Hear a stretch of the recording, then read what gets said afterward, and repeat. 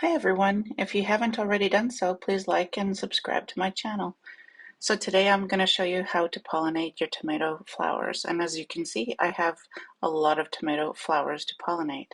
And I do have some tomatoes that have grown already. Now, without further ado, I will show you how to pollinate the flowers. And as you can see, I did purchase a little bumblebee from Arrow Garden just to see how well it pollinates, and it does have a cute little smiley face on there.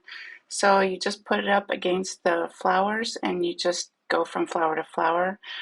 And if you're lucky, you will see a little puff of the pollen right after you do that. And at which point you could turn on a fan, though using a fan would be more effective in distributing the pollen from plant to plant. But please note that if you want the same tomato, like cherry tomato, and the same variety, same color, you want to actually go find the same flower.